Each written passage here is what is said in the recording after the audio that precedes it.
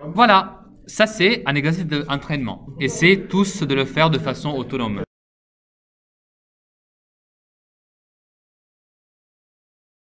Je vais vous donner le résultat et ensuite je vais vous montrer comment je l'ai obtenu, ok? Celle-là, ça fait x au carré moins 25.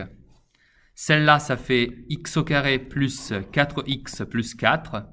Et celle-là, ça fait x au carré moins 16x plus 64. Alors, je suis sûr de vous donner les résultats parce que je sais qu'il y a des personnes qui ont déjà tout compris et donc je voulais vous confirmer que vous avez trouvé des bons résultats. Mais maintenant, je vous explique pourquoi c'est ça.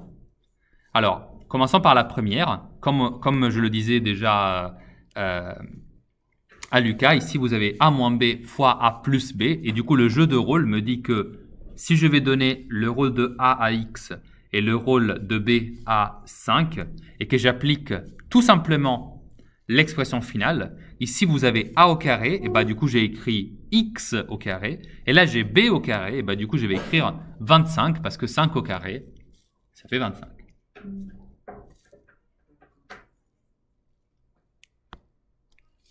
Je me débarrasse des flèches parce que je pense que ça va.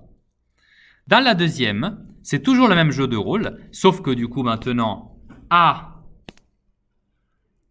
bah, je vais lui donner le rôle de X, B, ça va être mon 2. Du coup, à chaque fois que dans la formule il y a A et à chaque fois qu'il y a B, je vais pouvoir les reproduire. Alors, quand je les reproduis, du coup, ça fait X au carré plus 2 fois X fois B, c'était qui? C'était 2, plus 2 au carré. Et donc, j'effectue les opérations. X au carré plus 4x plus 4.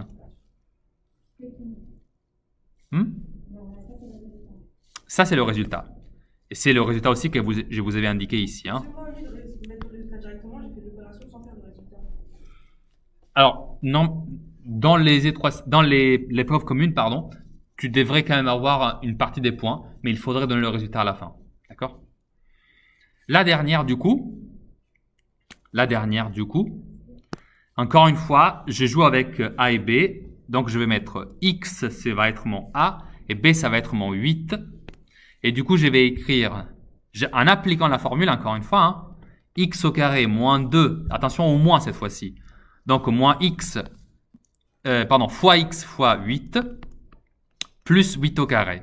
Quand je développe cette opération, ça fait X au carré moins 16x plus 8 au carré, on a dit tout à l'heure, c'est 64. Ce que j'avais du coup déjà annoncé juste ici. Alors, quand je vous ai indiqué les résultats, hein, je ne les avais pas appris par cœur. J'ai juste fait le calcul de tête très rapidement. Ça, c'est quelque chose que vous pouvez absolument atteindre vous aussi, sans problème. Donc, je vous montre qu'on peut être rapide sur ces exercices parce qu'il va falloir devenir rapide pour essayer de gagner un peu de temps. Passons à la partie sous les variables aléatoires. Alors, en particulier, je vous ai proposé cet exercice. Alors, si vous avez regardé les vidéos que j'ai publiées, vous aurez vu que, en particulier lors du cours de vendredi, j'avais donné plusieurs fois des instructions en disant cet exercice-là, avec ces 3 questions-là, et toujours ces 3 questions-là, ça va être l'exercice type du contrôle. Quand je dis type, ça veut dire que ce sera cette difficulté-là, autrement dit cette facilité-là, juste avec d'autres valeurs pour le rendre un peu nouveau à chaque fois. Si donc vous avez regardé les vidéos, je pense que ça va être un jeu d'enfant pour vous à résoudre. Si vous ne les avez pas regardés, je pense qu'avec votre sens de logique, vous pouvez sans problème le faire quand même. Je vous le lis juste rapidement, hein, on le lit ensemble. On a un casino donc qui propose encore un nouveau jeu à ses clients parce que c'est toujours le même casino que j'utilise pour les jeux. Et dans ce jeu-là, le prix d'accès au jeu, parce que vous savez quand vous jouez au loto ou en général n'importe quel jeu d'argent, hein, on paye toujours une mise. Et donc ici, pour jouer, il faut payer 2 €. Le jeu consiste à lancer un dé à 6 faces et les règles du jeu, c'est les règles suivantes. Si le résultat est 1 ou 2, le client, donc le joueur, ne gagne rien. C'est normal, dans les jeux d'argent, il y a toujours une possibilité où vous perdez. Si le résultat est compris entre 3 et 5, les deux donc inclus, hein, donc 3, voilà. Le client gagne donc 1 €. Sinon, Donc, quelle est la possibilité qui reste? Exactement. Dans ce cas-là, du coup, le client gagne 6 euros. On est là. Hein. On introduit ici une variable aléatoire, qui est donc, encore une fois, le chapitre, le noyau du chapitre. Et cette variable aléatoire qui s'appellera grand X, X majuscule, elle va faire quoi? Elle va modéliser l'argent que vous gagnez ou que vous avez perdu. Autrement dit, X représente le gain d'un joueur. Le gain, ça veut dire ce que vous avez, la quantité d'argent avec laquelle vous rentrez à la maison chez vous. Donc, la première question, c'est de remplir avec les possibles gains d'un joueur. Et de les utiliser après pour remplir les 3 espaces qui se trouvent dans ce tableau. Si je vous ai mis 3 espaces, c'est peut-être parce qu'il y a 3 possibilités. Vous voyez la logique, non? Dites oui, s'il vous plaît. Oui. Merci. Ok? Super. Ensuite, je vous demande de remplir ici les probabilités correspondantes aux valeurs possibles de X. D'accord?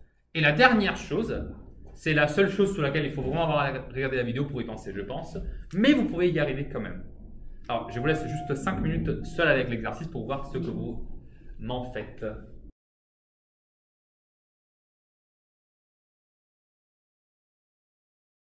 Alors, faisons déjà une schématisation du jeu. Je lance quand même un dé à 6 faces. Ça veut dire que je peux tomber soit sur 1, soit sur 2, soit sur 3, 4 et 5. Je fais remarquer que le résultat étant entre 3 et 5 inclus, ça veut dire que du coup c'est soit 3, soit 4, soit 5. On est d'accord là-dessus. Et là, c'est marqué sinon le client gagne 6 euros. Ce sinon, ça veut dire que c'est tous les autres résultats. Mais si j'ai déjà fait 1, 2, 3, 4 et 5, quel est le résultat qui reste? 6. Donc ce sinon, en fait, ça veut juste dire que là, c'est si le résultat est 6, le client gagne 6 euros. Logique. On introduit ici une variable aléatoire X qui modélise l'argent gagné ou perdu.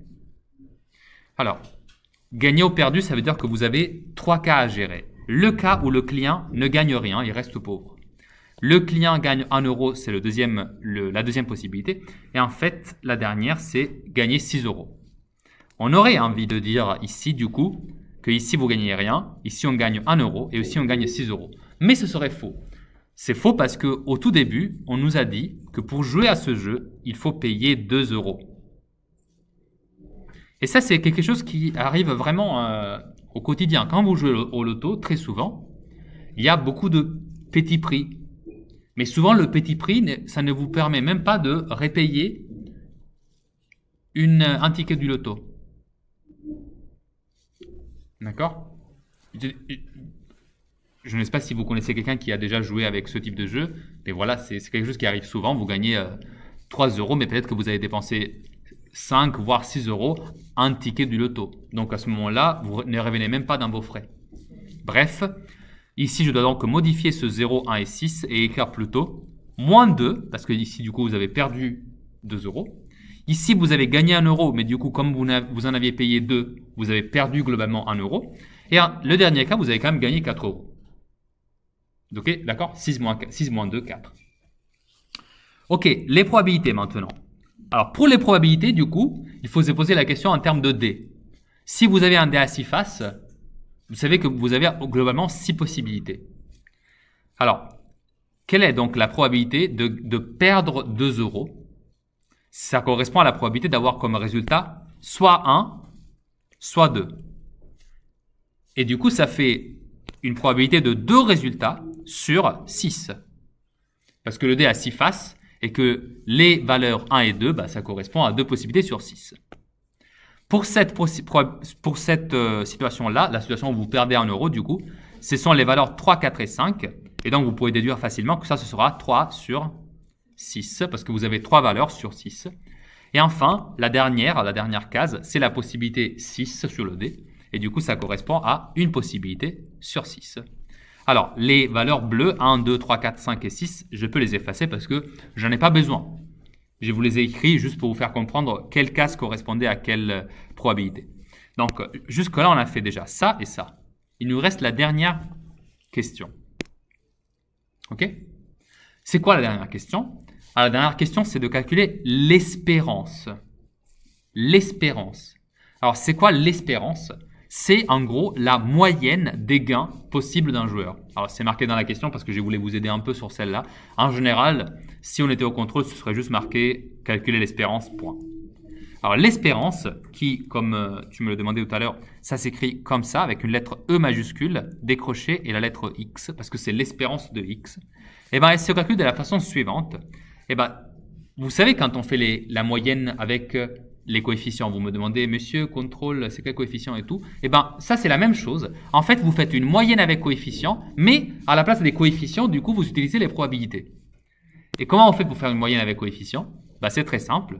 Vous prenez ça, ça et ça, et vous faites la multiplication, et à la fin, vous additionnez tout. Autrement dit, je fais moins 2, donc la valeur de la variable aléatoire, fois 2 sur 6. Je vais y additionner après moins 1 fois 3 sur 6. Et enfin, j'y additionne, pardon, en rouge du coup, plus 4, qui était en vert, on a dit, fois 1 sur 6. Alors, juste pour vous faire retrouver les cercles que j'ai fait, c'est les 3 cercles rouges, c'est donc ça. Hein. Moins 2 fois 2 sur 6, moins 1 fois 3 sur 6, et 4 fois 1 sur 6. Et là, je peux faire le calcul. Un calcul qui n'est pas compliqué parce que c'est juste des multiplications. Et les multiplications me donnent comme résultat. Alors, moins 2 fois 2, ça fait, comme il y a un moins, ça fait moins 4 sur 6, parce que ne l'oublions pas, il y a quand même la fraction. Moins 1 fois 3, ça fait moins 3, toujours sur 6. Et enfin, j'ai plus 4 sur 6.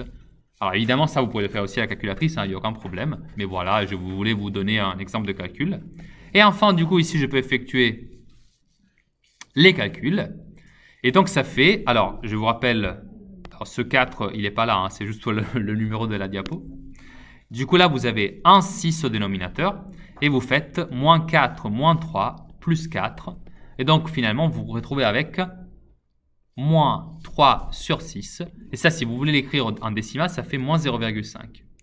Pardon, moins 0,5. Mais ces deux résultats-là me vont sans problème. Soit vous écrivez moins 3 sur 6, vous le laissez en forme fractionnaire, soit vous l'écrivez comme en décimal, moins 0,5. Et qu'est-ce que cela veut dire? Eh bien, c'est très simple. Ça veut dire que si vous jouez à ce jeu, en moyenne, vous allez perdre 50 centimes. Autrement dit, imaginez de jouer 100 fois à ce jeu. Il y a plein de choses qui peuvent arriver. Vous allez gagner probablement avec le 6 un certain nombre de fois, vous allez perdre avec 1 ou 2 un certain nombre de fois, et ainsi de suite. Mais imaginez de faire la moyenne, du coup, sur 100 fois où vous avez joué. Eh bien, ce sera comme si vous aviez perdu 50 centimes à chaque jeu. Or, sur 100 jeux, ça vous fait une perte de 50 €. Ça, c'est tout et seulement ce que je vous demanderai sur ce chapitre au contrôle. Je l'ai dit, tu peux calculer directement. D'accord? Tu peux le créer à la calculatrice ou le faire toi-même, c'est comme tu veux. Il n'y a aucun problème. Moi, mon but, c'est que tu arrives à ça. Je vous fais faire un autre exercice maintenant.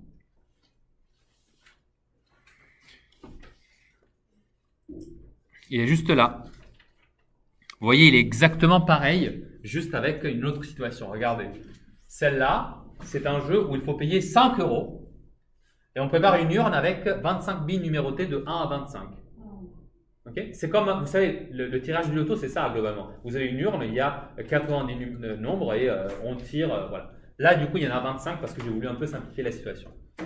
Et voilà, vous avez une explication du coup avec toutes les possibilités. Et vous voyez ici, il y en aura 4. D'accord? C'est déjà annoncé dans le tableau avec toutes les possibilités. Ok? Et vous voyez ici, les questions ont aussi un peu changé. Maintenant, je vous demande directement avec le symbole E de X, mais vous savez ce que ça veut dire maintenant.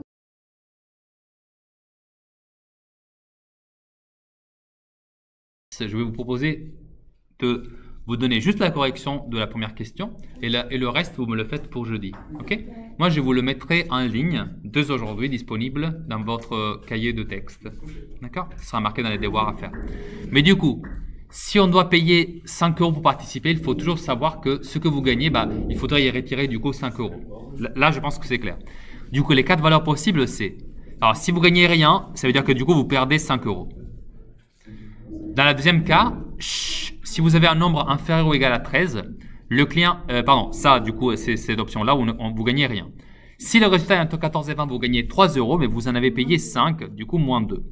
Si le résultat est 21, 22, 23 et 24, on gagne 6 euros, mais vous en avez payé 5, donc ça fait 1 euro de gain. Et enfin, il y a le dernier cas où vous gagnez le gros lot, c'est 20 euros, mais du coup, c'est 15 euros de gain.